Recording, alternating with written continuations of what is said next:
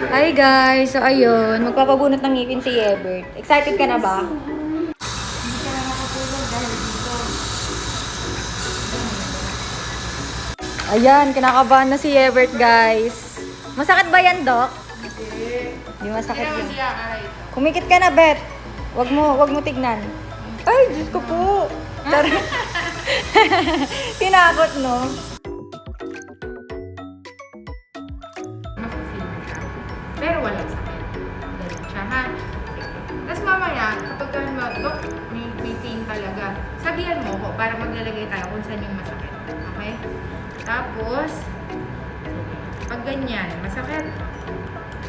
Pero, feel mo, tinutok-tok. Yan. Ganyan lang, ha? Later. Wala na sakit ngayon. Wala. Tapos, pressure lang. Okay. Yan, very good. Ano daw yung pressure, Doc?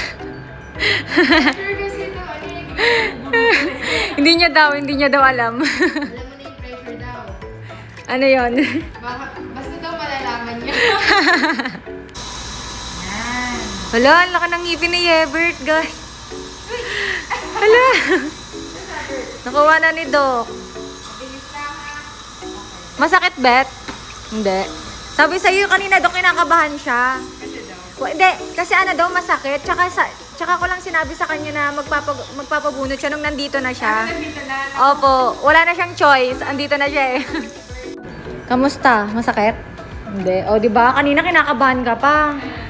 After neto, guys, kakain kami. Ano gusto mo pagkain? Pares. Pares? Pares, pero nanguyana. Pero, Oo.